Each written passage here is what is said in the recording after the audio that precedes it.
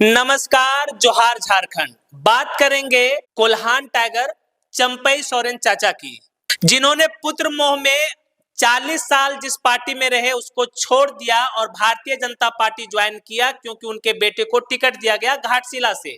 इसके साथ ही साथ भारतीय जनता पार्टी को लगा कि जिस कोल्हान में उनकी नैया डूब जाती है उसमें कोल्हान टाइगर चंपई सोरेन के सहारे नैया पार लगेगी। पहले फेज के समाप्ति के बाद कल दूसरे फेज में बाकी बचे सीटों पर वोटिंग होनी है और इसी के साथ 23 नवंबर को नतीजे आएंगे। चंपई सोरेन चाचा के अपना सीट सरायकेला और उनके पुत्र बाबूलाल सोरेन की सीट घाटशिला की।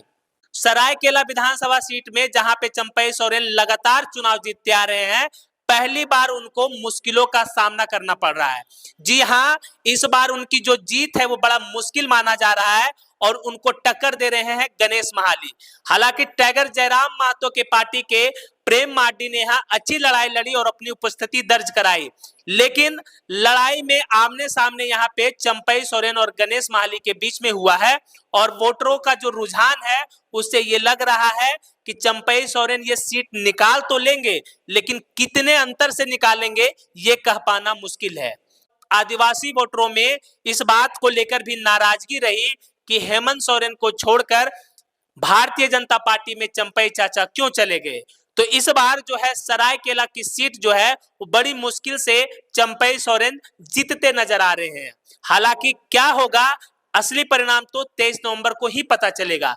लेकिन बात करें अगर घाटशिला विधानसभा क्षेत्र की, जिस सीट के लिए चंपई सोरेन ने झारखंड मुक्ति मोर्चा से मोह भंग किया और भारतीय जनता पार्टी में ज्वाइन किया, उस सीट का हाल क्या है। और बाबूलाल सोरेन घाटशिला सीट हार रहे हैं।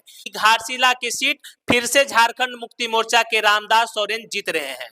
तो फिर क्या कारण हुआ जो कि भारतीय जनता पार्टी ने इतना अंधविश्वास करके चंपई सोरेन के सहारे 14 सीटों का समीकरण साधना चाहा। देखिए, घाटशिला की जो सीट है वो बड़ा ही सामंजस्य वाला सीट है। यहाँ पर जो मुकाबला होता है वो बड़ा ही कांटे का रहता है और यहाँ का जो समीकरण है वो बड़ा ही कठिन है, इसको साध पाना बड़ा मुश्किल होता है। लेकिन बाबूलाल सोरेन को अचानक वहां से उतारना वहां के भारतीय जनता पार्टी के वोटर्स को भी, कोर वोटर्स को भी नागवार गुजरी है। तो एक मिला जुला कर ये देखा जाए तो महागठबंधन के जो वोटर्स है वो इंटैक्ट रहे, लेकिन भारतीय जनता पार्टी के वोटर्स में उतना रुचि नहीं देखने को मिला है। बाकी 12 सीटों का हाल भी आपको बताएंगे। ऐसे आपको ये बता दें कि जगन्नाथपुर विधानसभा सीट भारतीय जनता पार्टी के पक्ष में दिखाई दे रही है और कोई अच्छी खबर कोल्हान प्रमंडल से भारतीय जनता पार्टी के लिए दिख तो नहीं रहा है, लेकिन नतीजे 23 नवंबर को आएंगे, उसका इंतजार कीजिए। बाकी आपको क्या लगता है अपनी प्रतिक्रिया कमेंट बॉक्स में जरूर दें।